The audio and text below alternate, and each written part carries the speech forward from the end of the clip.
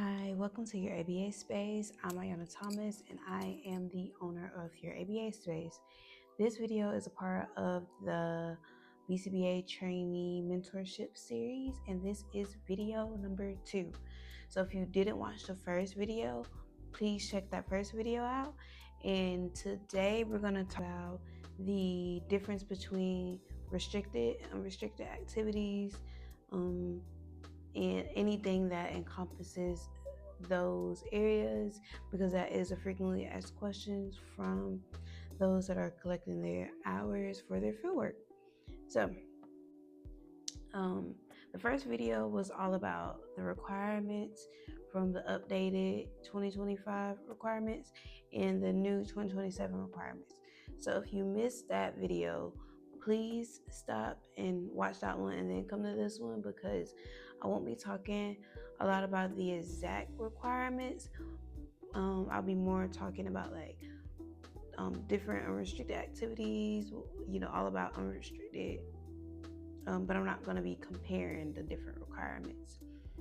So thank you again for joining. As always, I'm always referencing the BACB, so I do have the requirements in front of me so that when I'm talking about things, I can make sure that they are accurate, as well as just adding my personal insight into what we're talking about. So first, I'll give you some overview of my experience and what I did, just so I can kind of explain exactly how things work. So originally, I started in this field as a RBT. Then I collect hours and for the BCABA exam, and then I took the test and passed for the BCBA exam. So you do not have to be an RBT to collect fieldwork hours. However, if you are working in a clinical setting, it can be something that is beneficial, so you know what to do in a clinical setting, but it's absolutely not necessary to do.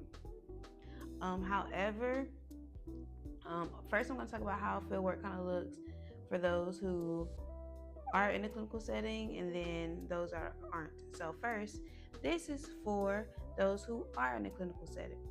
So if you're in a clinical setting, most of the time, your company or owner, BCBA, whatever, they want you to collect what is called restricted hours first.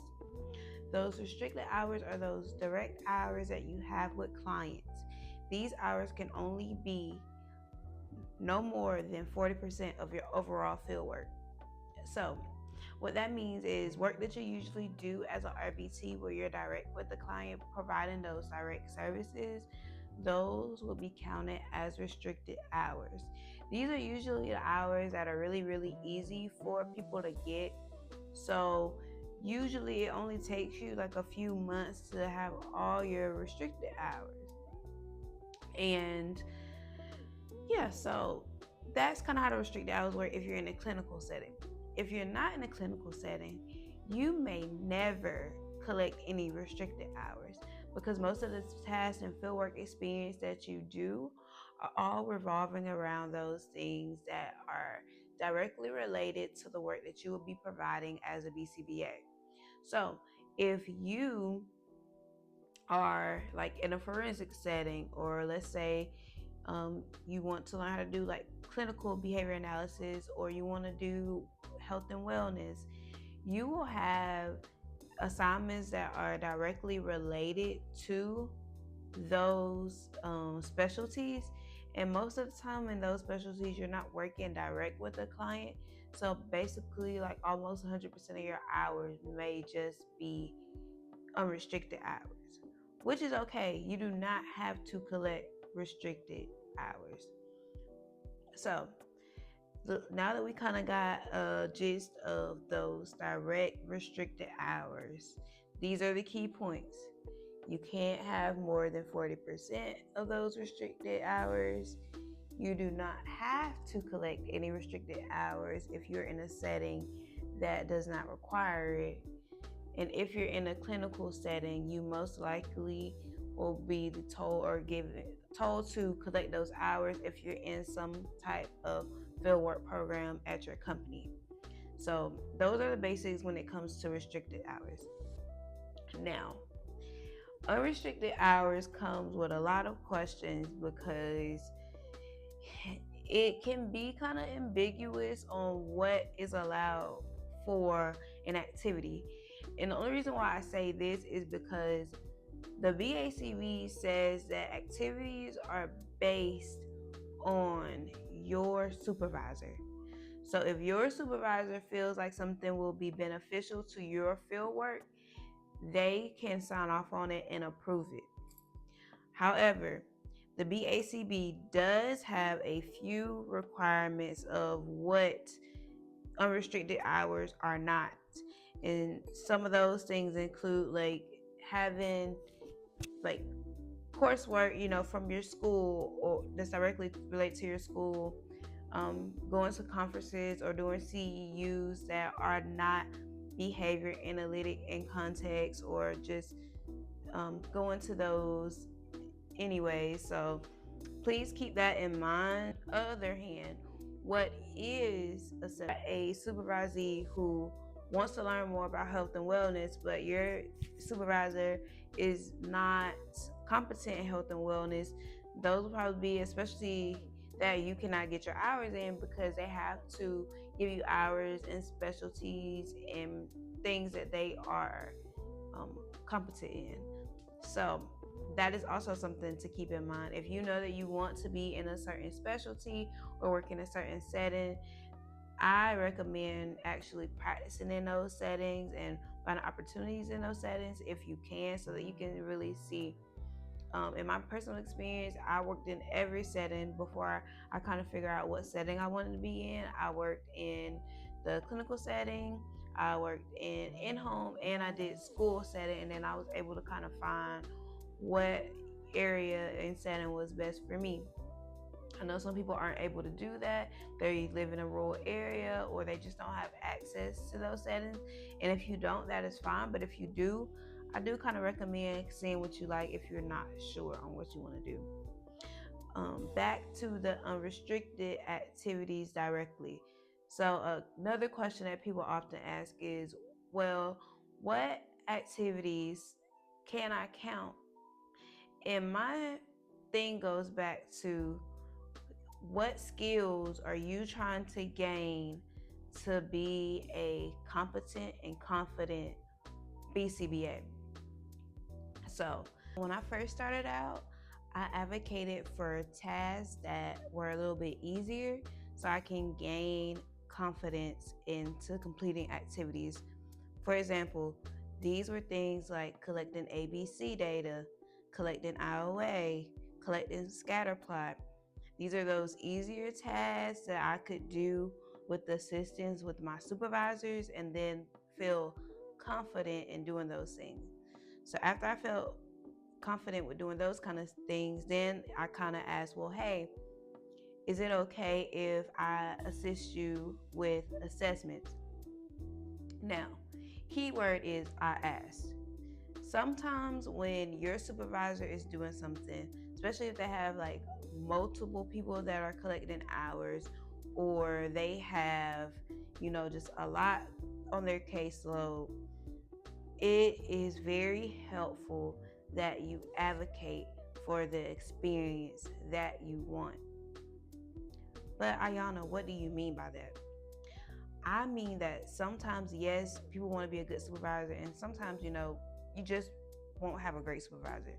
But if you are proactive about requesting what you need and asking for those opportunities that you want to learn more in, they are more likely to be like, yeah, okay, I can help you with that, or yes, we can do this. So my thing is to always advocate for what you need in a setting. And then it's up for them to tell you yes or no. And then, sometimes we stay at places who aren't going to give us what we need. And if you advocate, then like, okay, well, I'm not probably going to get what I need here. Let me try something else, or let me get remote supervision. So I always say, make sure you advocate for yourself. So once you do those small tasks, I start advocating for more intense tasks. What kind of tasks? So I will start doing like assessments and doing the indirect assessments. Then I started writing like hypothesize sections for different behaviors, or for example, if the behavior was hitting, I would write hypothesized functions on what that looked like for, sensory or attention, or, just all the functions. And I did that for several different behaviors. I will also take my client's program and ask my supervisor, like, hey, could I write, like mock goals for my client that we could use in the future? Things that, I probably would do or wouldn't do based off what their data looks like. I looked at the trend, the variability, and all these things on the graphs to say, should I continue with a goal or should I discontinue a goal? So all these things are, those important skills needed for being a BCBA. I practice doing parent trainings and looking at the different assessments to see which assessment was right for each client. I also was the leader of this social skills group, so I created the activities for the social skill group. I directly related them to the goals that each client has, and then I taught everybody how to do those goals during the social group. I also, practice graphing and just collecting that data, using like discontinuous measurements, and just practicing with setting up goals in that. I also collected IOA data with other, RBTs and stuff, just to see if, the goals were like technological and that we were all able to measure the same behavior. So there's just a lot of different things that you can do. And if you're interested in like more activities that you can do for unrestricted activities, I do have a free unrestricted activities in my ABA toolkit, which is a free resource. Only thing you have to do is like sign up, and I have different activities. The unrestricted activities is one of the things in the toolkit. And I also have a kind of like a questionnaire sheet for if you're getting a new supervisor and you will want help on that. One of the other frequently asked questions is how do I get these same type of activities if I'm not in that setting? So my answer is going to be a little vague, just because that question really is kind of dependent on your supervisor and your supervisory experience. However, I will give you some examples so you can kind of tie them in. One setting that these questions are usually asking is in the school setting. And there's a lot of things that you can do in a school setting, especially if you're like a special education teacher, even if you're not, because teachers often take data too. It just kind of looks a little different from the data that we're taking, but it's easy to kind of like switch it over to that data. So for example, ABC data is something that you can collect as a teacher in your classroom. Same thing with like if you're trained and have a little bit of experience on conducting like assessments, those can be great ways to get unrestricted hours within the classroom setting. I see teachers, who were trained by me who were like, okay, I want to start doing the BBMAP or the ABLES or whatever for their classroom, and they use that to write their goals. If you could, be using those to write your goals, or actually writing your goals could be unrestricted activities.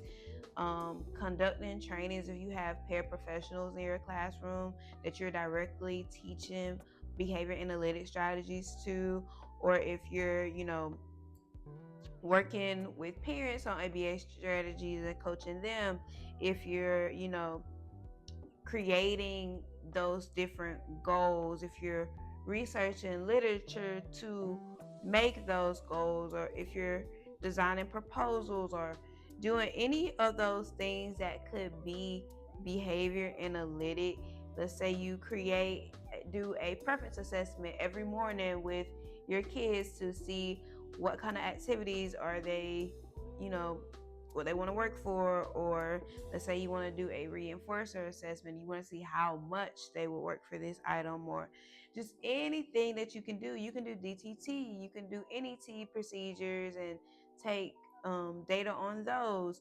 You can look at their historical data and make an assessment. You can take scatterplot, you can take anecdotal data, you can do a functional analysis. You can do so many things in that setting that can count for unrestricted tasks. And that, again, that's just one example of unrestricted tasks that you can do. So I hope that this kind of helped talk about what an unrestricted task can be in that setting.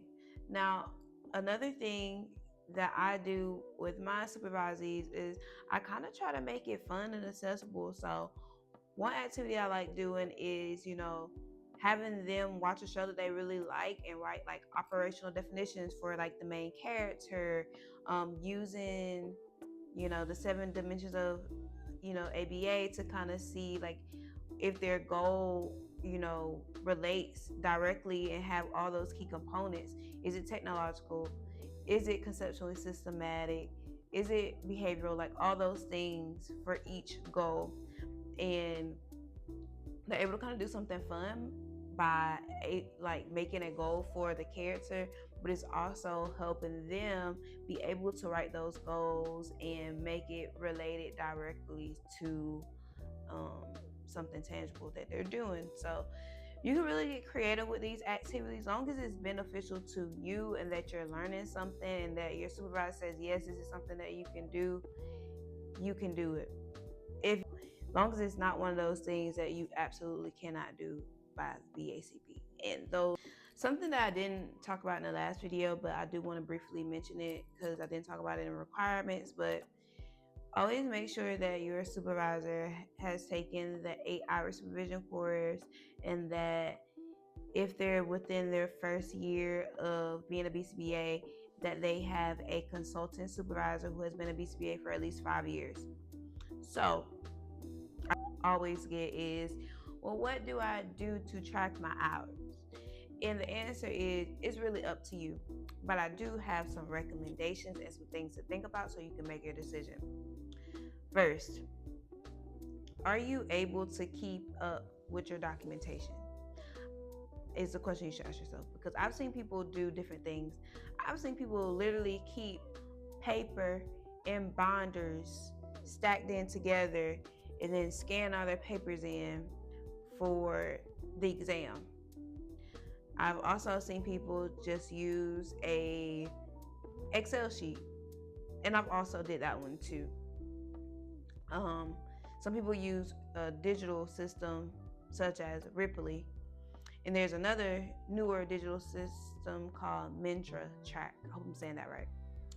But I'll link those in the description. From my personal experience, I personally prefer Mentorship, even though I've previously used Excel sheets. I do have a good Excel sheet that I really, really liked from Sidekick Learning.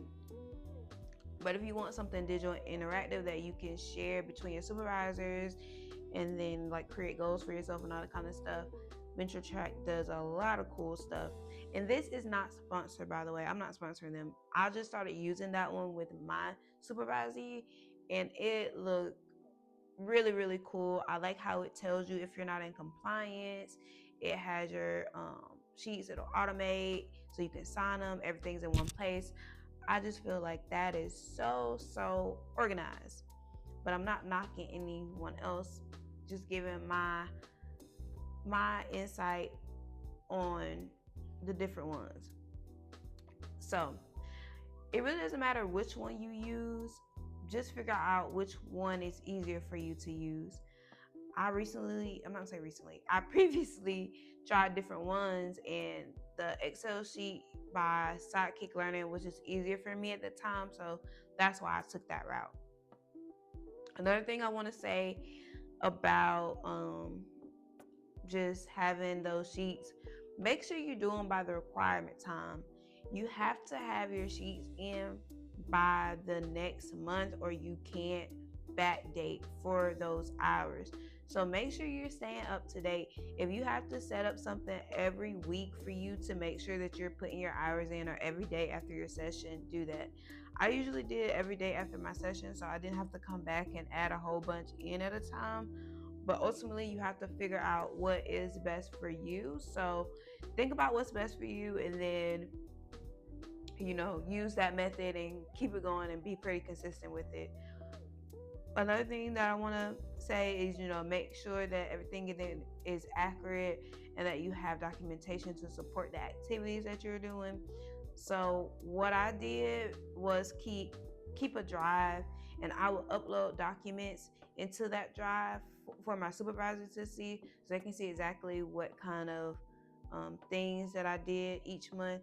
And then I wasn't audited, but if I ever was, I would have all those documents all together, so I didn't have to look for journal articles or look for data that I took or anything, or assessments or whatever. So, and just make sure that it's in something that's compliant or whatever. So those are my main things when it comes to having that documentation. And my last one, advocate for yourself. If you feel like you're not getting with what you need, sit down with your supervisor. Say, hey, what do I need to accomplish to get to here? Or what's your expectations for me to do before I can do XYZ? If you have these conversations, you can really see what your supervisor expects. I really say you should kind of know before, but if you didn't ask before you started collecting hours, make sure that that's a conversation that you have with your supervisor. You need to know what they expect. You need to know what kind of activities they're going to give you, how long it's going to take, especially if you're in a clinical setting where they say, well, hey, you have to be in our program for 6 months or 8 months before you can get unrestricted activities. You just never know. It's all based on the company or the owner. So advocate for yourself, talk to them, see exactly what they are expecting. My next thing is, even though you're not yet a BCBA, start engaging in those skills that you want to have as a BCBA. There's so many BCBAs who are newly, certified that say, I really don't know what to do. I didn't get practice on these things. I don't feel confident to start my caseload. I don't want you feeling that way. I want you to feel that you know what you're doing when you're starting. Will you probably still need some type of mentorship or some support? Yes. But overall, I don't want you feeling burnt out or that you can't do this job or stay in this field because you're so overwhelmed. So take this time while you're learning. Try the different settings. Learn from different supervisors if you can.